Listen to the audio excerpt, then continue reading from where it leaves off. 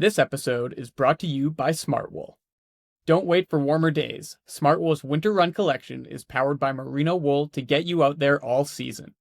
Adapting to changing conditions is what merino wool does best, so you can go far and feel good. Join the Smartwool mailing list to receive updates and 15% off your first smartwool.com purchase on full price products only. See terms for details. After one too many long commute times on Toronto's aging streetcar network, Mac Bauer was fed up and decided to take it to the TTC in a battle of man versus machine. Over the past several months, Bauer has made it his mission to outrun the 11 routes that comprise Toronto's streetcar network, tackling summer heat, distracted drivers, and endless red lights, all while maintaining a perfect undefeated record against his hulking red steel opponents. While the challenge began as an excuse to motivate Bauer's own training, the competition has taken on a life of its own, resonating with fellow disgruntled commuters and bringing attention to a system that Bauer says has fallen behind the demands of the growing city. This week on the show, Mac joins us to talk about his battle against public transit in Toronto and why, despite his perfect undefeated record, the victory he really dreams of is someday to lose. Mac, welcome to the Shakeout Podcast. So glad you could join us. Thanks for having me. Excited to be here. Yeah, excited to share the story. Yeah, I'm super excited to share that story. It's been one that we've been following along closely at Canadian Running. For those of our listeners who aren't as familiar with us, take us back to how this all started. I think for anybody that lives in a big city, they have some personal experience with dealing with the frustrations of public transit. And for you, that frustration led to action. So take us through how that all started. Yeah, so this probably started, I would say, 6 months, a year ago. I can't exactly remember, but my wife and I were visiting a friend out west, and I had not lived in Toronto. I lived in the UK, I lived in Montreal, so I've experienced a bunch of different transit systems. And living in the East End, I don't go west often. So I was out visiting my friend in the West End, and we had to take the streetcar from High Park out to our area, which is Leslieville, which is probably about 12, 10, 11 kilometers. And we were just so shocked when it was kind of later at night and it still took an hour. We couldn't believe it to go not a very long distance. And since we're both runners, we were just like, we could for sure beat this, no problem. And I sat with it for a while, and training was busy. And then I brought the idea up to my friend Jack, and he was like, yo, let's film this. I'll help you out with it. And I was like, sure, why not? I'm not really doing anything right now, so let's give it a shot. And that kind of became your challenge through this whole 2025 summer. Most people fill their calendars with road races. You were adding something additional into your running calendar and taking on all of these routes. Now, your first one, I believe, was the 509 exhibition to Union. Tell us how that race went. If I can use that term.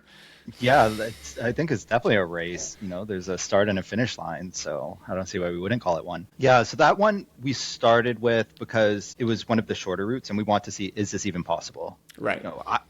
I believe the streetcar is slow, and based on my experiences of the streetcar, it was slow, but we've never actually run against it. So we started with that one because I think it was like 4 kilometers. So, could run pretty fast for 4 kilometers.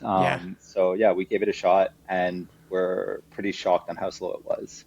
So yeah, from there it just kept going, and we worked through all the horizontal lines and then started to move to the vertical ones. Take us through that margin of victory. You say you were shocked at just how slow the streetcar was. What are we looking at? Is this a matter of seconds, a matter of minutes? What was the experience of that first race? That one was like 4 minutes, and as you can imagine, on such a short distance, 4 minutes is actually a pretty long time. So yeah, we were pretty surprised when we were down there at the station waiting for this thing to come by. We were like, wow, didn't even come. And one of the things we noticed was the one we thought was the streetcar we were racing was actually one before that. So it's an even further gap. Someone called it out in the comments and said, those numbers don't match. And we said, oops. Wow. So you really outdid yourself. And was the plan always to go on racing the rest of the streetcars after that first victory? Or like you mentioned, you said you weren't even sure if it was possible to beat a 4 kilometer route. Once you had that data point, that proof of concept, is that when the idea of taking on every single streetcar route and the TTC really started to flourish? Yeah, so it was kind of always an idea that I'm going to try to do each one of them. I know some are faster than others, and some will be a little bit more difficult. But from the beginning, we always thought we were going to do all of them. I haven't been racing in the past year, um, and I just needed something to keep me going. So yeah, it ended up being a really fun experience, and yeah, super happy that we've done it and that we're still continuing to do it. Yeah, and still taking on more and more lines, and we'll get into that a little bit later. But I would love if you could paint a bit of a picture for our listeners of what one of these head-to-head showdowns looks like. You've titled the campaign on Instagram as Man versus Machine, and as we've already established, it really is a race, you versus the streetcar, even if the streetcar doesn't necessarily know that it's participating. What does it look like from the perspective of the runner? What's the strategy going in? What are the things that you're trying to keep in mind when you're racing to outrun an entire streetcar line? So the way that we set this up is we wanted it to be, and I keep saying we because I want to say that my friend Jack was as involved in the planning and everything as I was. Yeah. Although I do the running, I am so bad with the camera. I'm getting better. The last few I've edited myself, but it's been a big learning experience. So I want to make sure that, you know, it's known that he was as Yeah, shout important out Jack in for this. being the one documenting it behind the lens. Yeah. So yeah, when we were coming up with the idea, one of the things that we thought was really important is that we're not taking any shortcuts, Hmm. because that kind of defeats the purpose of racing the streetcar to see if it's actually faster. If we're cutting through parks and so on, it's not actually a race of the the man versus machine. It's the race of who can get the point faster.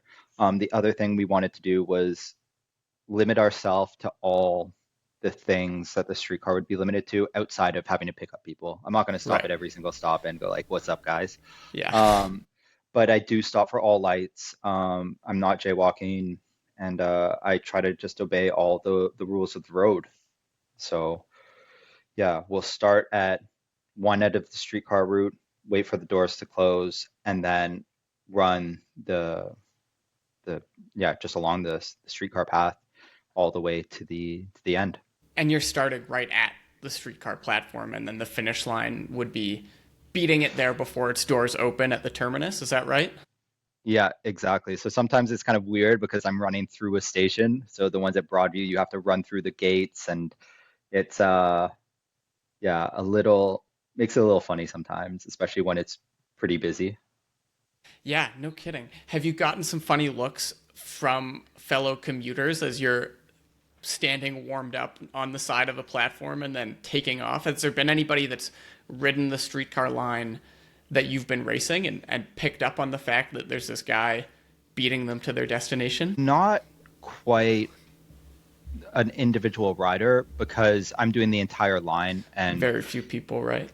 yeah, aren't they're just not doing the entire line. It doesn't make sense. It's not really the reason why people are using streetcars. And I'm so far ahead by the first few kilometers that it doesn't they'll never even notice that I'm racing it.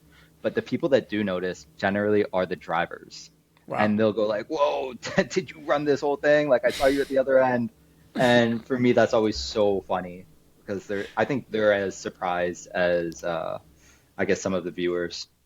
Yeah, it seems that it probably creates a recognition in them of just how much time there is to be gained on their route. And that think is a great way to transition into talking a little bit about one of the other motivations for this whole ongoing challenge, which is your changing relationship with the streetcar network. You were raised in Toronto, you've grown up riding the streetcars, and uh, the place that they've occupied in your world and in your mind seems like it's shifted as an adult. Do you want to talk to us a little bit about that? For sure. So when I was younger, I always have these really good memories of being on the streetcars, and these are specifically the older streetcars that they have the steps that you have to go up, and you have to actually face somebody to put in the change. You know, as I was younger, maybe it wasn't always the right amount of change, but you had to put something in the actual, I don't know, collection bin. Right. And a few things that I've noticed that have changed, especially after leaving the city and coming back, is how much busier the city is. Um, And the only thing that we've done in order to kind of, I don't know, grow with that growth is make the streetcars longer. But they're still on the same tracks. They're still facing all the same hurdles that they did before, except this time with, 2x more, maybe even 3x more traffic. So Hmm. if you can imagine trying to make a left-hand turn onto University, you have five cars lined up and then a streetcar behind it. Those five cars might have the total sum of 5 or 6 people, where the streetcar has 100 people on it just trying to go straight. It just isn't a recipe for success. The other thing that I've noticed that has been really tough is with the lack of confrontation that you would have if you don't pay. We have a lot of people just feeling a lot more unsafe on the streetcar. I Hmm. know my wife doesn't necessarily love taking it for that reason. She's been harassed. I've been on the streetcar and I've been nervous about some of the stuff I've seen. Yeah. So I could only imagine how some of the other people would feel with being on the streetcar. Definitely, it doesn't feel as safe as it was. So, Yeah, yeah. a lot of changes that I think will be familiar to anybody who lives in a rapidly growing city, the way that Toronto has shifted. hmm In running these same routes, how has your perception of the city changed? You're obviously seeing it in a different light when you're on foot rather than a passenger. Has it created an epiphany of any sort, or have you seen a different perspective on these routes that so many people are riding every day, but for many of them, they're locked in on their phone or they're just sitting quietly on the streetcar? Yeah, and when I took the streetcar and when I took the streetcar frequently, I was definitely one of those people that I sat on my phone and I played my games, I listened to music, and didn't really focus on how long this was actually taking. I knew I was on Hmm. there for a long time, but I was so disconnected from the experience that it never really sat with me on how slow we were moving. But now after running, all these routes, it's just shocking on how slow it really is and how we just haven't evolved with the times and how we're just letting these known issues really slow down a growing city. Hmm. There's certain things like Doug Ford saying everybody has to go back to the office, but you know, you're bringing everybody back to the office, but it's going to take them 40 minutes to go 5 kilometers. It's insane. You have to fix the actual structure of the city before you can expect people to make commutes. It's yeah, it's a pretty sad thing that's going on.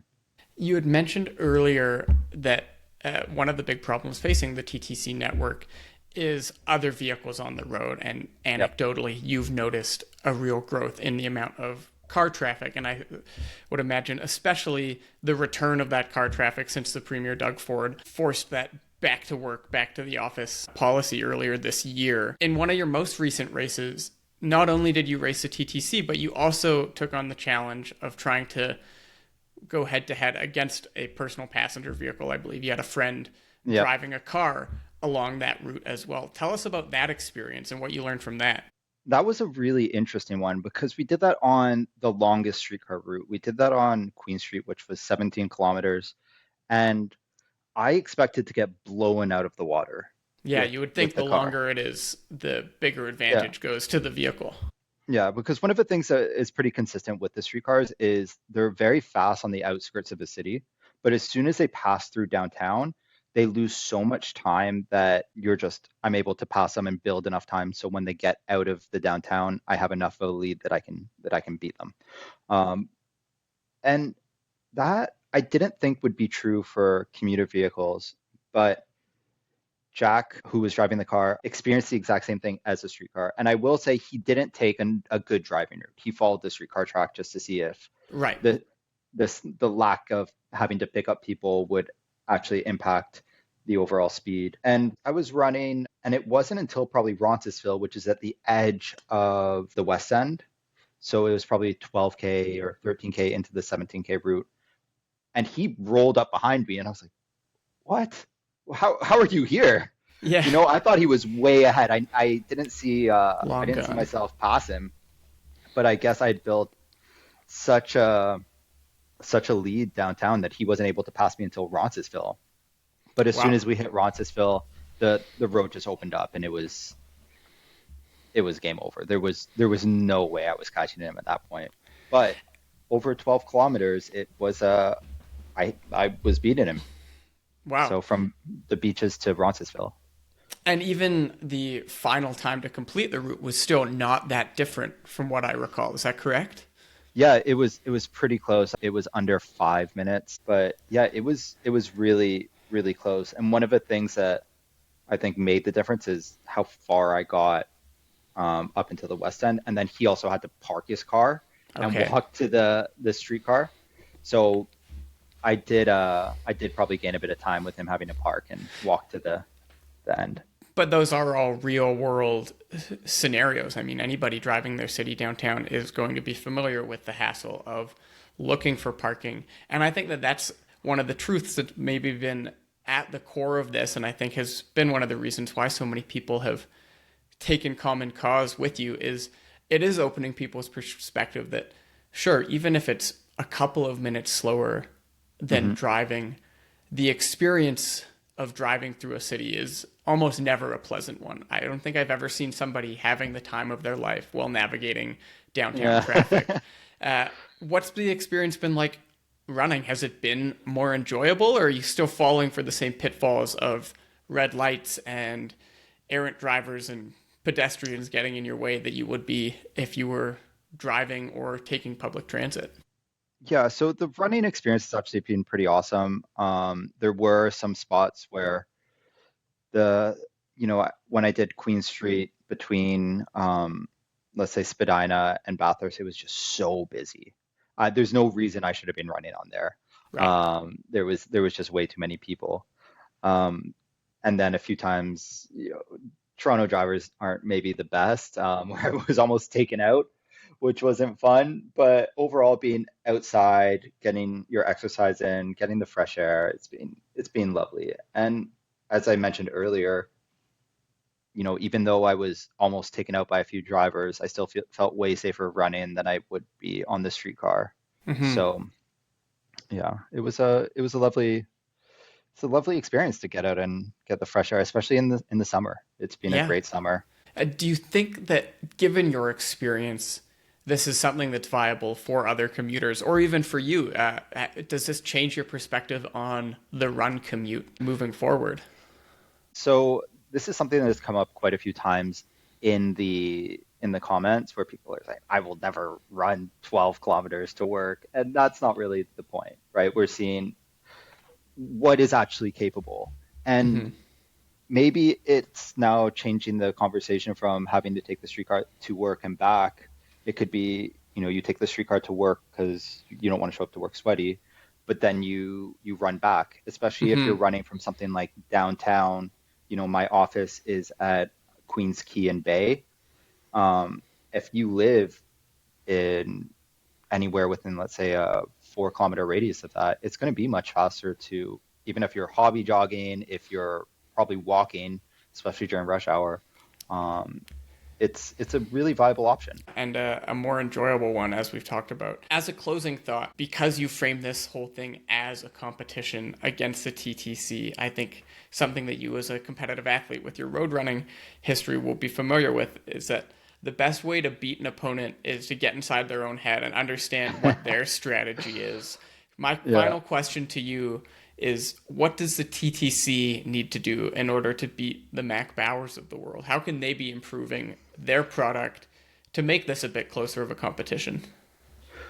There's things that I've mentioned quite a few times in a lot of the videos where it's talking about signal priority, it's talking about a designated lane, and also one that I've been thinking about more recently is spreading the stops.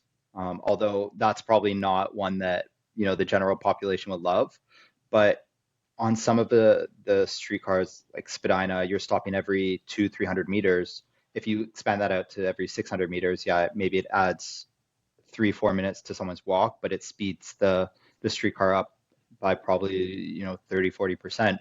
But yeah, I think those are some pretty basic things that should be done.